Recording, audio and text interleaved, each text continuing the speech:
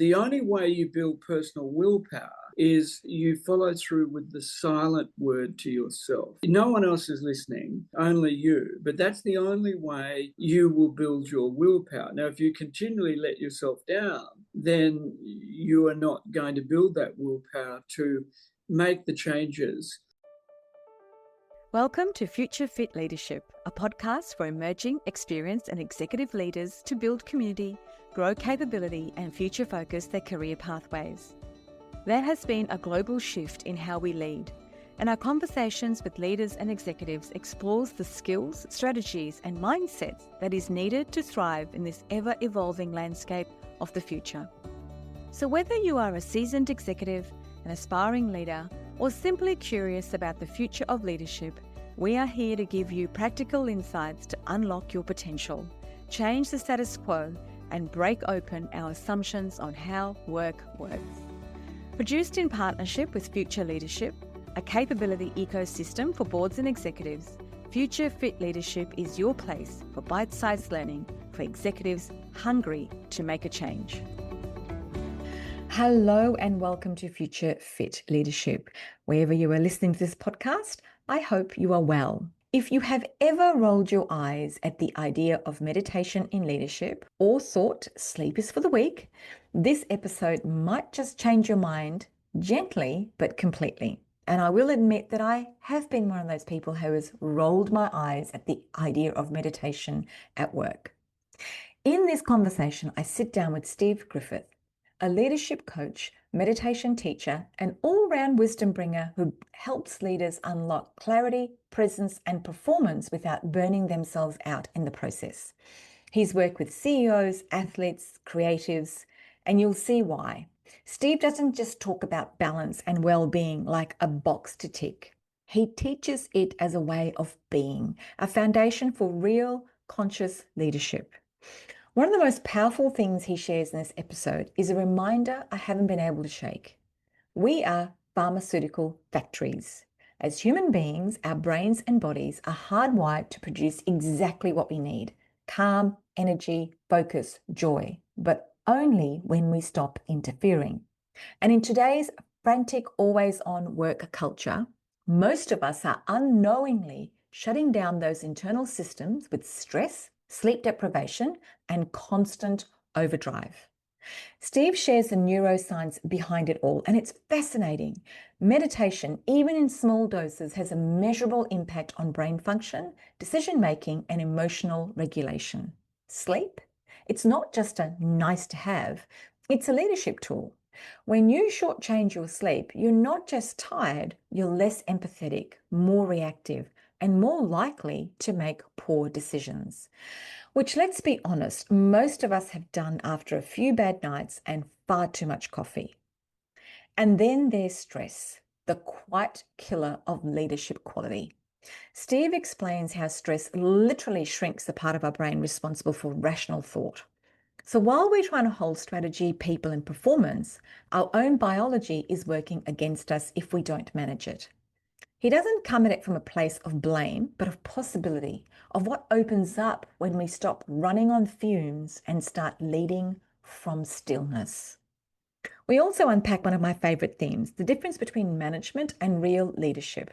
Steve believes leadership is a relationship with yourself, with your values, and with the people you serve.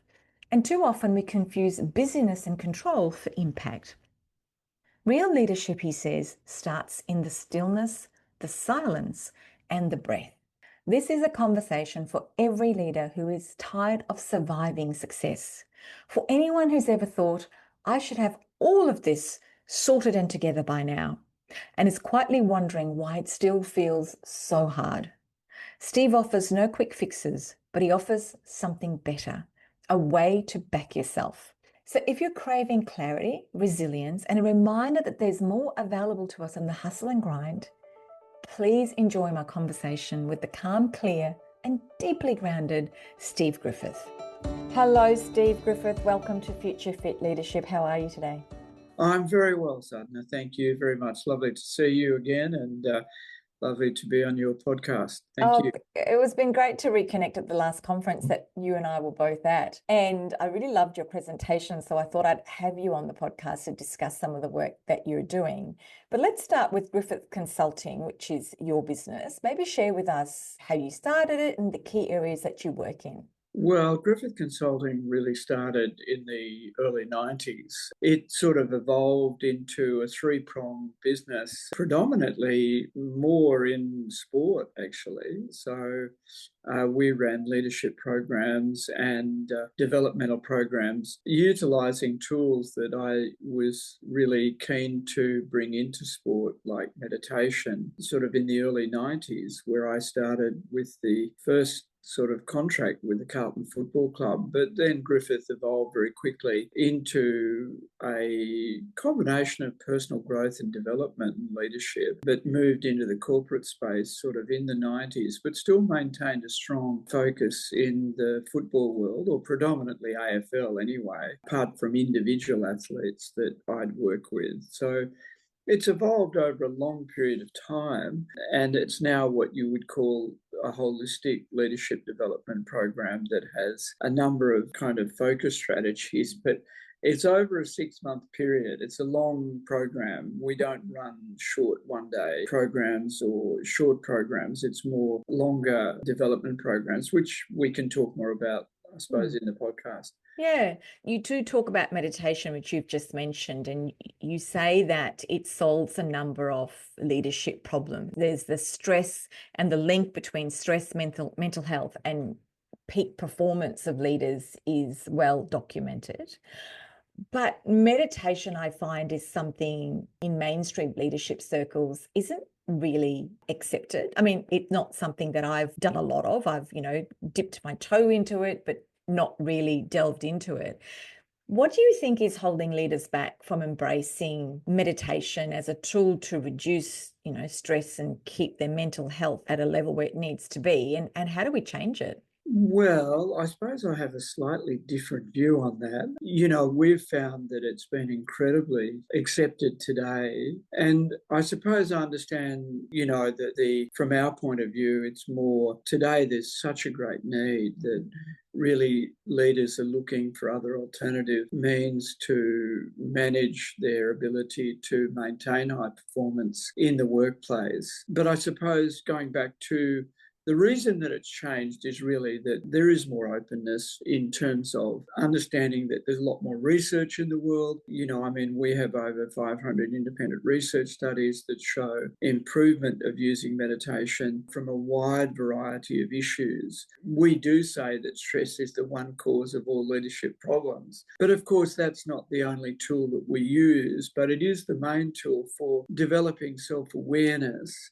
But look, it's really about recovery. The reason it was in sport is that during a season, athletes train, and really executives and high performance leaders need to operate like athletes, because you can't really today operate with a poor routine or poor health. You can, but it's very difficult to be your ideal self in an environment where it's very demanding, a lot of decisions, and a lot of relationships that you've got to manage. So you need to be operating at a very high level. Now, meditation as a tool is amazing, because in just 20 minutes, you can get a level of rest twice as deep as sleep.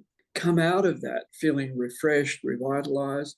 But it doesn't just work on the body, it works on the mind. So the mind, the research shows, increased memory, learning ability, problem solving. We do know now under stress that the cortisol releases in the brain and the physiology causes major sleep problems, and that's a big problem for a lot of executives. They don't sleep well. So it's a recovery, regeneration, rejuvenation program. We can get into how it works beneficially within the context of a leader in an organisation, but really what we're saying is that it's ideal self, ideal leadership. So you've got to develop the human potential of the individual, and that's not just through intellectual information. Intellectual information is stored in memory, but we need to transform the functioning of the brain and the nervous system to allow that to work more optimally in any situation. Developing resilience is a good example. Emotional ability to maintain equanimity. So emotional intelligence, resilience are really key leadership intelligences that, need to be developed, not just talked about. It became a bit of a trend post-COVID when everybody came back to work or had the hybrid world of work as such. And people were saying, we're having a Wellness Wednesday was probably the most popular catchphrase that I heard. And Wellness Wednesday was about, we're going to meditate for 20 minutes, etc. I guess my question around this is, how do we make sure that these sorts of good habits from a leadership perspective stick and they don't just become the trend? So we did it for 6 months or 3 months or 2 months, and then it's too hard and people not in the office and we're too busy and stress, life, everything gets in the way.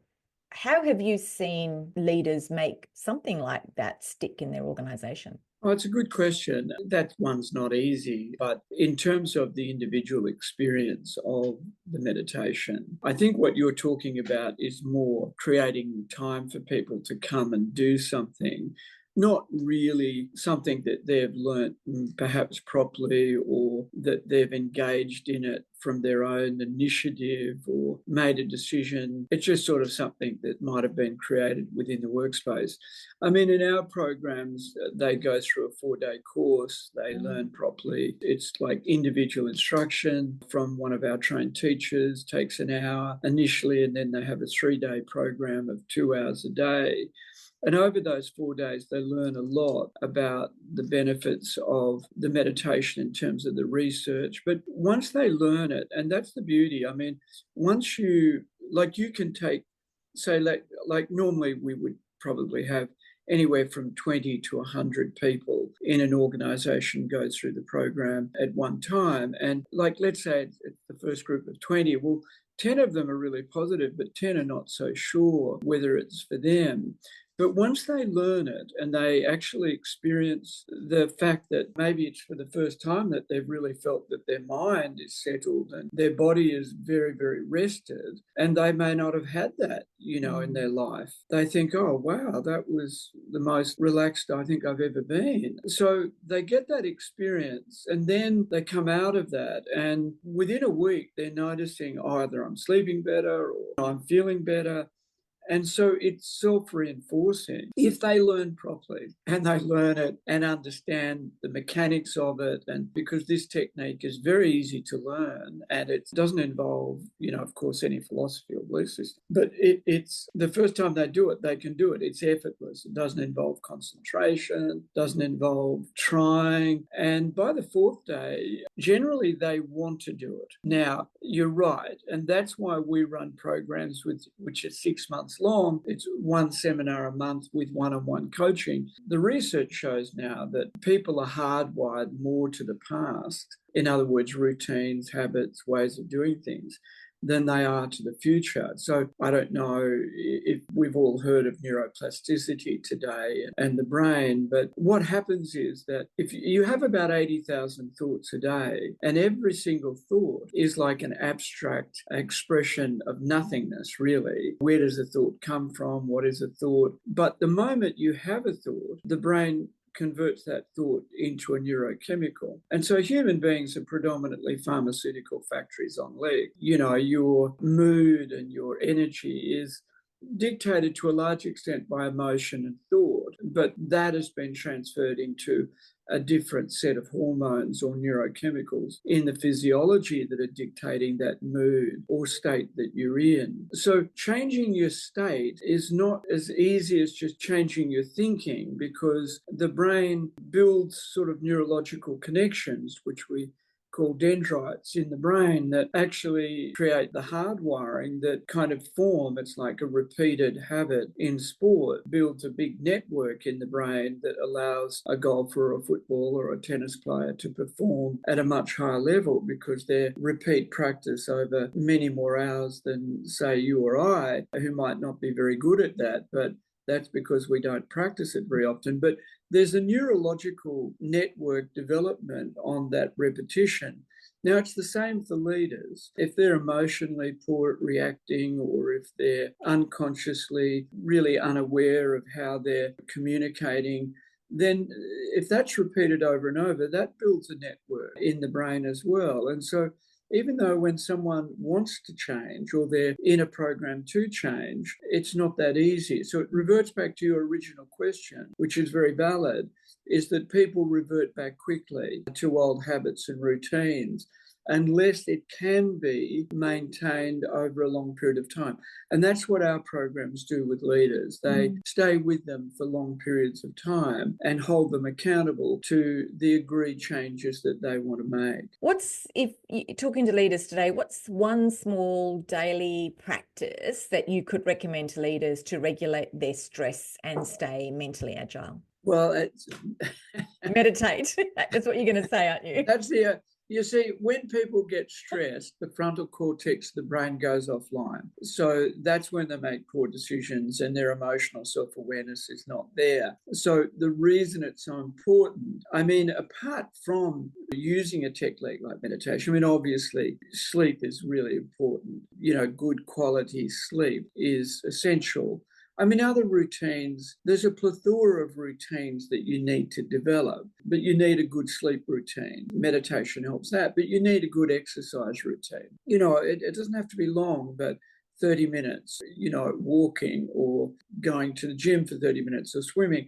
I mean, I think all of these things have to be built into, we call it the hour of power. In the morning when you get up, you know, what do you do? Do you look at your phone and get lost in your emails or get lost in social media?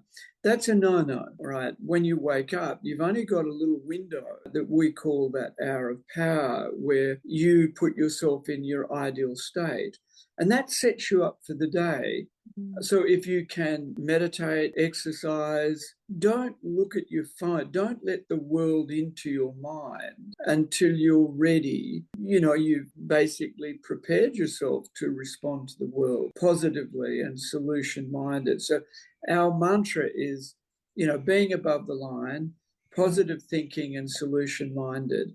If you're below the line and you're negative thinking and problem focused, if you wake up and that's immediately where you go, your day is lost. It's so hard to do though, isn't it, Steve? Because we've been wired to be so connected to that phone next to our bed, to the email, to the ping of the social media, and many executives will start their day in their office at 7:30 in the morning. So, and I'm not making excuses, you know, but I know, and even speaking personally, that even if I had the intention to say, I'm going to start doing half an hour of meditation and half an hour of exercise in the morning before I go to work, I'd have to be up at 5 a.m. And so it becomes a self-fulfilling prophecy, doesn't it? It's too hard. I'm not going to do it, and I'll just keep doing and I'll be fine. And people who can't see this because we're online, Steve's got this wry smile on his face going, yes, I've heard this all before from many, many leaders. What's your answer to people like me who say this to you? Well, no, that's true. But look, you know, there's two. We say avert the danger that has not yet come. Yeah, good point. So the point is that the pain of change now is nowhere near as great as the pain of poor health later on, or a relationship falling apart, or receiving a 360 that basically explains that you are really a complete idiot in the way you're operating. I mean, we call it horizontal and vertical. A horizontal development is your skill-based development, so your accountant, a lawyer. All of these skill-based developments don't necessarily transform you into a leader. You may be very, very good at your craft skill, like your experience and my experience, where we work with hundreds and hundreds and hundreds of real estate agents in Melbourne, you know, Jellis Craig, Marshall White, Nelson Alexander, and we put all of those managers and salespeople through different parts of our programs. Now, you know, you learn to be a salesman. Well, great. You learn sales skills. That doesn't mean you're self-aware. That doesn't mean you're resilient. It doesn't mean that you're emotionally conscious. And it's the same with any craft skill. It doesn't transform you into a good manager or leader. So they're a separate evolution of self-awareness skills. So The vertical development is your inner growth, and that inner growth is more transparency, authenticity, more inner social self-awareness, more resilience. That growth and that development is a whole new set of skills that can only come from learning new tools and really being coached into a different level of self-awareness. Now, going back to your question, when someone is not in that state, right, and they're only operating with their horizontal development, that's not going to allow them to evolve into a good leader. And so what we say to leaders is that, look, if Sadhana, if you say to me, look, can you be here at 9 o'clock for a podcast, then if I'm not here, I'm out of integrity. Now, if last night you said, look, tomorrow morning, exactly what you said, I'm going to get up, I'm going to meditate, I'm going to swim or whatever, and you don't do it, you're out of integrity with yourself. And the only way you build personal willpower is you follow through with the silent word to yourself. No one else is listening, only you. But that's the only way you will build your willpower. Now, if you continually let yourself down, then you are not going to build that willpower to make the changes. And then it's all about, like if I said to you, for example, you woke up, you're in a bad mood, you're not feeling great, all right?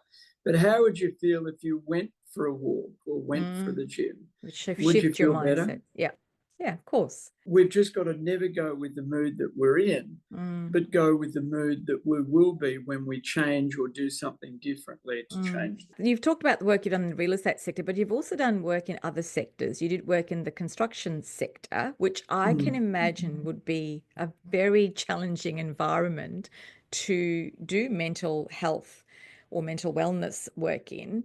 And you did a high performance leadership coaching program with that. And I think there were more than 625,000 workers in the Australian construction sector at the moment. How do you begin to scale a wellness and leadership program for a workforce that is actually quite decentralized? Yeah, it's interesting. There are key players in that industry that impact a lot of people. It's the foreman and the guys that have teams on the ground and those that move around in our program. Look, you're right. They're very, very stressed and there's a lot of moving parts and it's a big industry. But like in football, like everyone would say to me in the early days, look, it's not really something that's going to be taken up. And it was quite the opposite. Anyone that's under a great deal of pressure or stress, even though they may not be looking for it, they're thinking, I've got to change this. I'm not enjoying this, or this is not working. And it's the same in any, industry. There's a sort of an unconscious desire to change, but how do I do it? So if they're lucky enough to have a leader that provides them with an opportunity to hear, what could work, they'll take it. And that's what happened in that industry. Same with property development industries. We work for a very large property developer in Queensland. And again, they're high pressure, a lot of moving parts, land development, building development, construction development. Amazing results. And also engineers. Engineers are the most pragmatic, practical people in the world. I love them because if they think something's going to work and you can prove to them from a research point of view that it works, they're in. They're not dictated by any fancy emotion but if something works, they'll take it. And it's the same in the construction industry.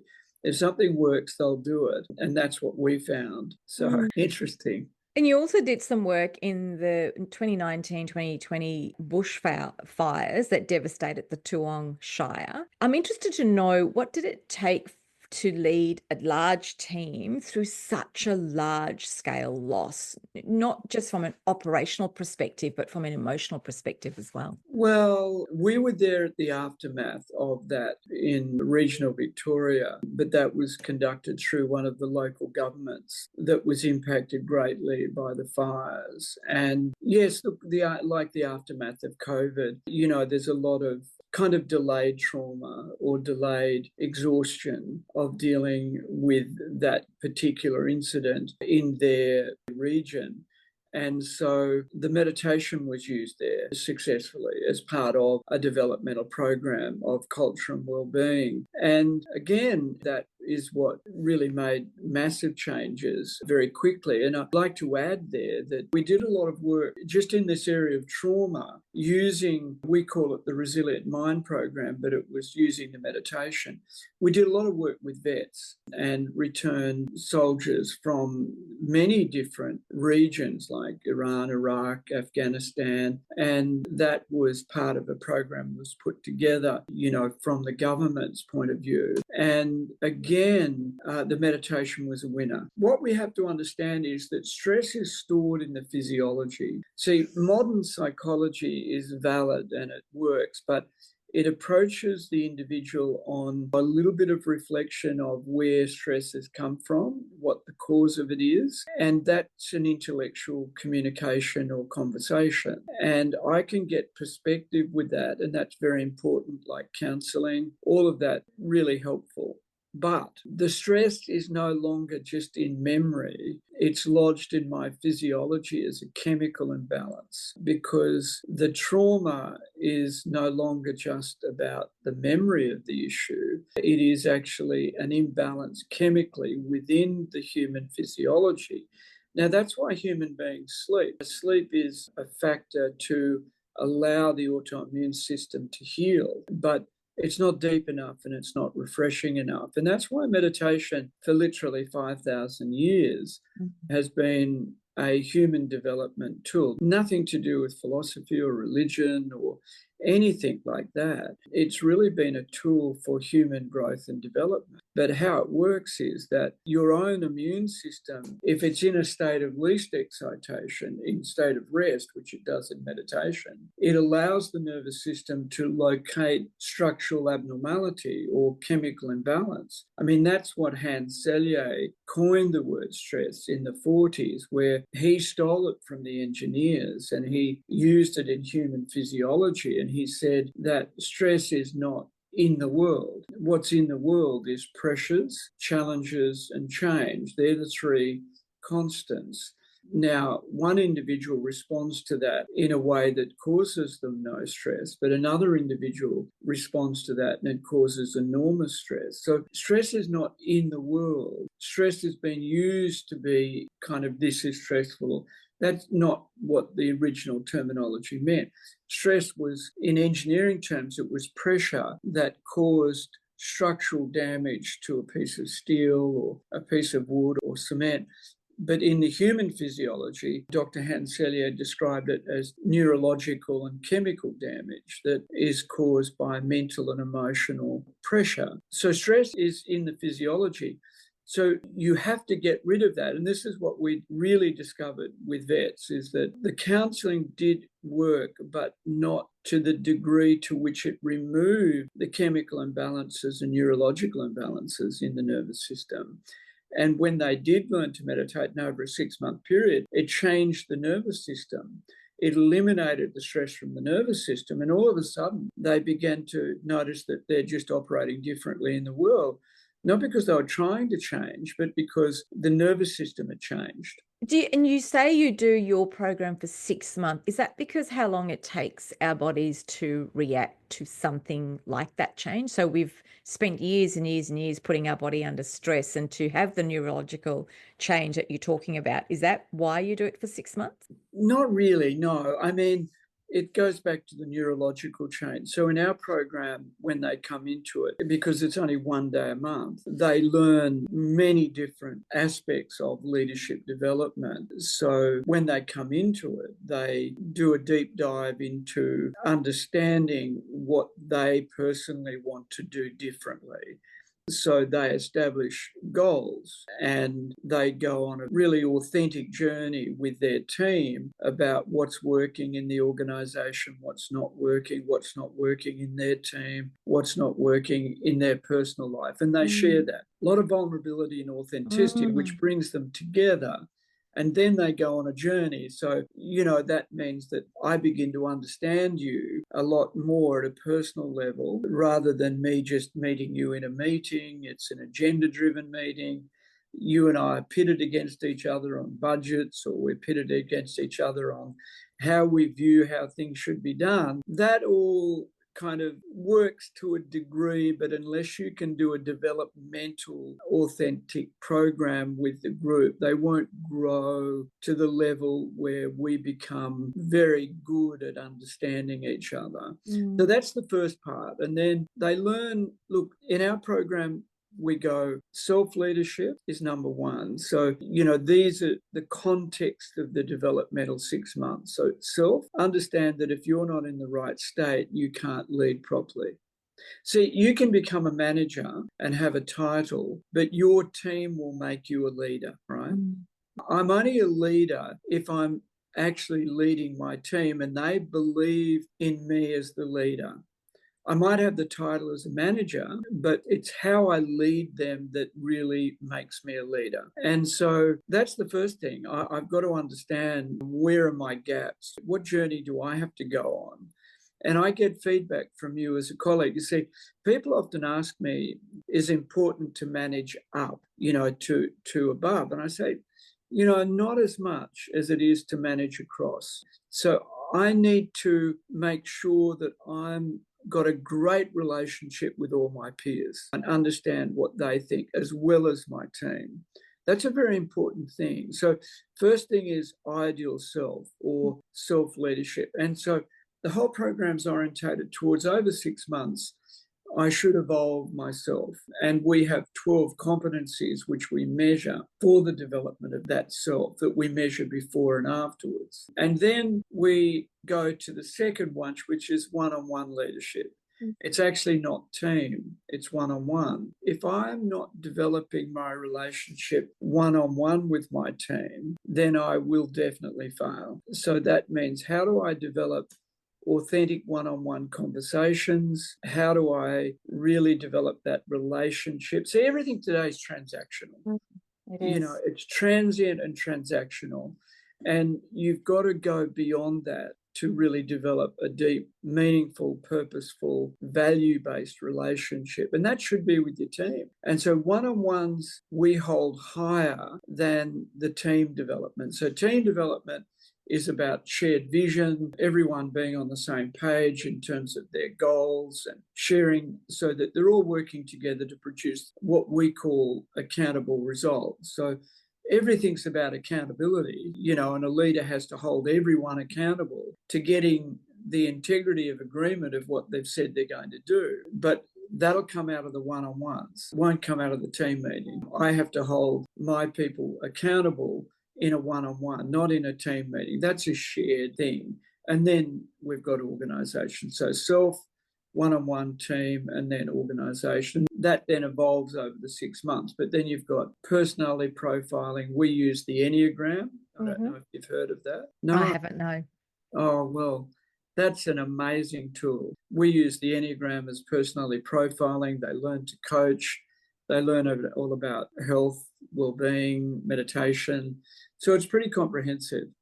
It sounds very comprehensive. And if people were interested in coming to you or doing one of your programs, I guess the best place for them to go is your website. Yes, of course. Today, go onto the website. They can, more than happy to speak with me or one of the team, about a program. I mean, whether it's learning to meditate or whether it's the leadership program, or whether it's one-on-one coaching, any of those things is what we offer. Yeah. I'm interested to now talk to you about how you see the future of leadership, given the work that you've done with leaders and seeing the impact that they've had on their businesses and themselves. So if you had to describe a future fit leader in just 3 words, and we want the kind of leader that we'll need most in the years ahead, what would those 3 words be and why? Okay, well, I mean, the first one is self-aware. I'll put that down as one word. I'll take that.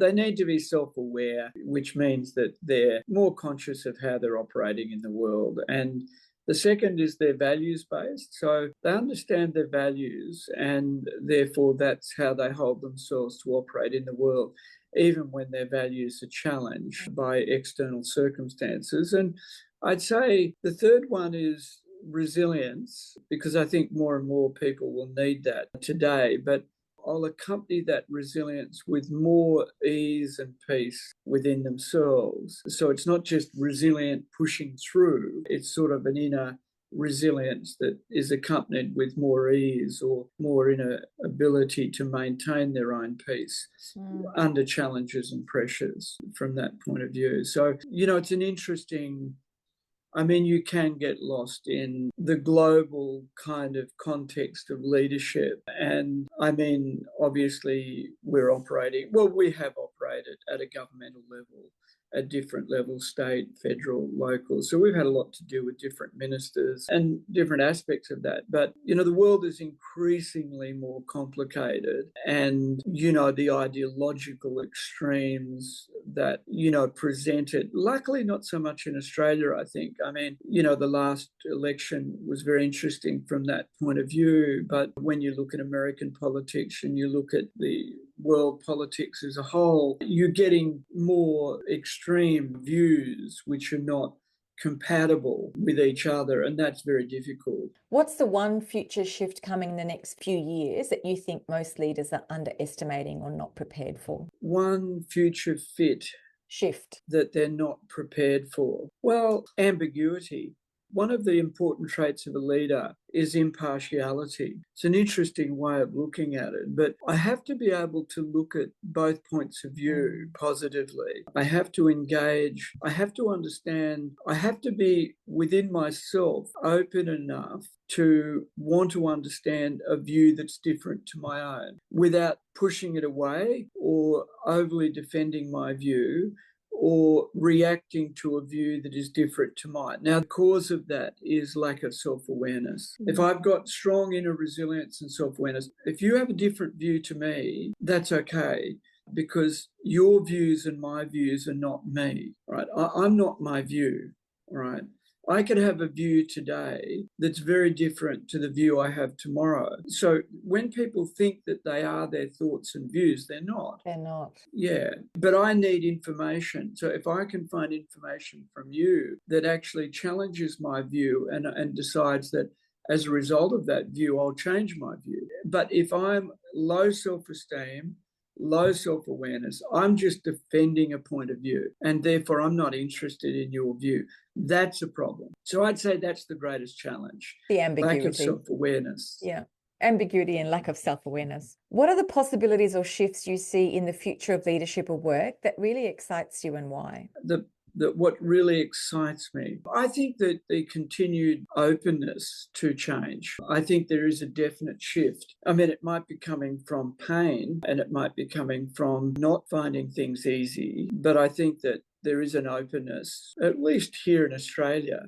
There are certainly parts of the world which, really are not open to accepting change or viewing a different way of doing things or things like that. But there is an openness to change. And my last question is, if you could embed one leadership quality into every current or future CEO, something you believe will be essential in the next decade, what would it be and why? Well, I think, again, it would be a desire for them to develop themselves holistically, intellectually, emotionally, physically, and spiritually, and go on a much bigger personal life journey of their own development than just running a business. Steve, thank you for your time. I might have to make an investment in the meditation course myself. I've avoided it for a number of years. Have you? I think, again, I probably speak for a lot of leaders out there. I've tried it, but I've probably tried it through apps and things online. Yeah, forget the app. The first instruction of meditation is close the eyes. So there's no looking at anything. But yes, look, I know we've known each other for a long while, and obviously you've skirted around the edges of I have. Successfully, I might add. But there are some closer to you that haven't, and they've benefited. Yeah, so I might have to take the plunge and remove all the excuses I've given myself over the years. Removal of the obstacles mentally to your look. Be as skeptical as you like, but it works. Yeah, I don't think I'm a skeptic. I think I'm more not understanding how I would actually quieten my mind and actually have the stillness, because I'm, I go at 1,000,000 miles an hour, and for me to actually have that stillness Yeah. until I fall into bed and go to sleep doesn't happen. So I think for me, it's the how am I actually going to do that? But to your point, it's not something that's going to happen in one session. It's something that's going to happen over a period of time, and that I will have to work for it. But there's probably a lot of leaders out there who think exactly the same way that I do. And then you add the layer of, I'm too busy, I don't have enough time, I'll go to the gym to work out my stresses. There's a number of excuses we can make for ourselves to, avoid it. But there comes a time, I think, where you kind of go, you know what, there's more people out there that I know who are doing it and getting great results out of it. Maybe I do need to dip my toe into this. Well, look, it'll work for you and it won't take long to work. And the thing is, you can still go at 1,000,000 miles an hour from when you finish meditation to when you meditate again. But, in 20 minutes, you gain a level of rest twice as deep as sleep. So that will bring you back into the world in a very positive, physically rejuvenated state. Supercharged sadness, Steve. That's a very, very scary thought. But I've made a public commitment now on this podcast, so I am going to have to see it through. All right. Well, I'll make sure that someone from our team follows up and we'll book you in. Great. Thank you so much again for your time. Yes, Sadhana, thank you very much. If you like what you've heard, please share, rate and review this podcast. And don't forget to share it with anyone who might benefit from hearing it. The producer of Future Fit Leadership is Maritza Barone from Guide Your Light Network. If you would like to reach out to me, please DM me on any of my social media platforms. I'm available for speaking at conferences or consulting to your business. Future Fit is created in partnership with Future Leadership, a capability ecosystem for boards and executives. If you'd like to join the community and receive a free takeaway each week, sign up at the Future Exchange app in my show notes. Thank you for having me in your space.